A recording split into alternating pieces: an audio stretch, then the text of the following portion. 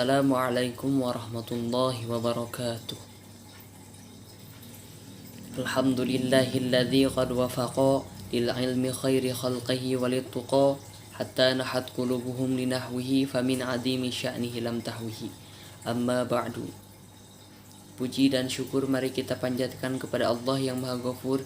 Salawat beserta salam mari kita curah limpahkan kepada junjungan alam, yakni Habibana wa Nabiyana Muhammad sallallahu alaihi wasallam. Tidak lupa kepada para sahabatnya, tabi'in atba'ut tabi'atnya, hingga sampai kepada kita selaku umatnya. Baik, saya akan sedikit mempresentasikan seputar peserta didik. Peserta didik secara etimologi adalah anak didik yang mendapatkan pengajaran ilmu. Adapun secara terminologi, peserta didik ialah anak didik yang tengah mengalami fase perkembangan atau pertumbuhan baik dari segi fisik dan mental maupun pikiran. Tetapi peserta didik memerlukan bimbingan dan arahan dalam membentuk kepribadian serta sebagai bagian dari struktural proses pendidikan. Dengan demikian dapat disimpulkan bahwa peserta didik adalah setiap orang yang meluangkan waktunya untuk belajar kepada seorang pendidik. Dalam hadis riwayat Al-Bukhari dicantumkan ban yuridullahu bihi khairan aw yufaqihullah wa innamal ilmu bitta'lim. Barang siapa dikehendaki baik dari Allah, maka ia dikaruniai kepahaman agama. Sesungguhnya ilmu itu hanya diperoleh dengan belajar.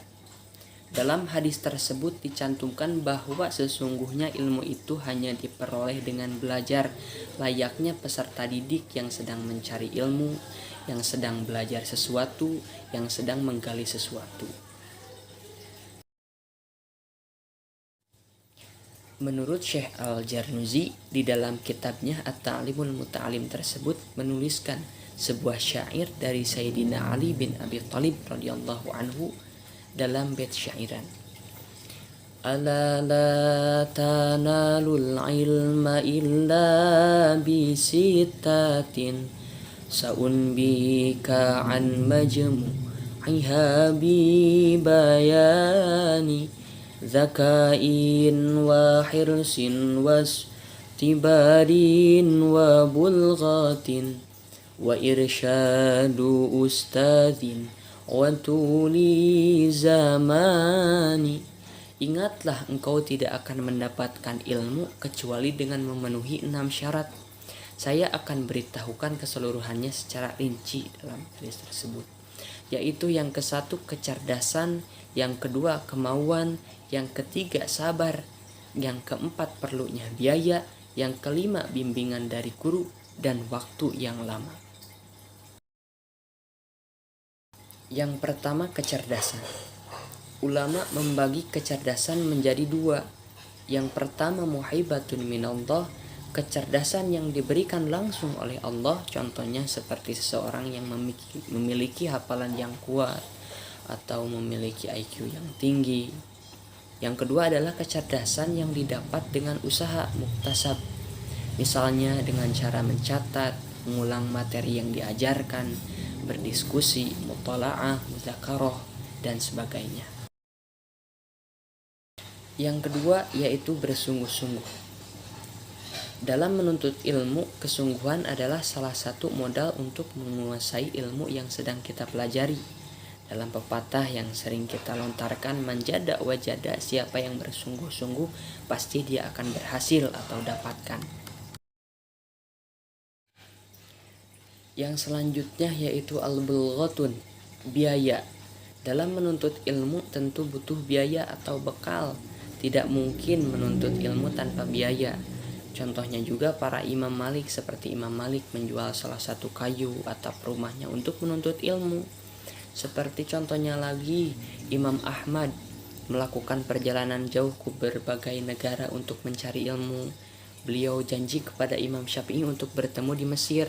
Akan tetapi beliau tidak bisa ke Mesir karena tidak ada bekalnya.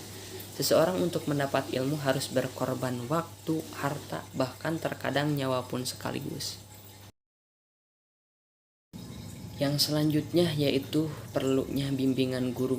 Salah satu hal yang paling penting dalam menuntut ilmu adalah bimbingan dari seorang guru. Terlebih belajar ilmu agama Islam haruslah sesuai dengan bimbingan guru, sanadnya dari mana, sumbernya dari mana. Dikarenakan begitu pentingnya bimbingan guru, maka kita haruslah menghormati dan memuliakan guru. Hal ini semata-mata untuk mendapatkan ridhonya dari guru yang pada akhirnya sampai menghantarkan kita kepada ridhonya Allah. Yang keenam yaitu waktu yang lama. Dalam menuntut ilmu butuh waktu yang lama, tidak mungkin didapatkan hanya sekejap, hanya dalam hitungan bulan saja, hitungan minggu saja. Imam Al-Baihaqi berkata, ilmu tidak akan mungkin didapatkan kecuali dengan kita meluangkan waktu. Imam Al-Qadi berkata, sampai kapan seorang harus menuntut ilmu? Sampai ia meninggal dan ikut tertuang tempat tintanya ke liang kubur. Minal mahdi ilal lahdi. Dari kita lahir sampai kita mati, kita butuh ilmu. Mungkin itu saja yang bisa saya sampaikan. Mohon maaf bila banyak kesalahan. Wabillahi taufiq wal hidayah. Wassalamualaikum warahmatullahi wabarakatuh.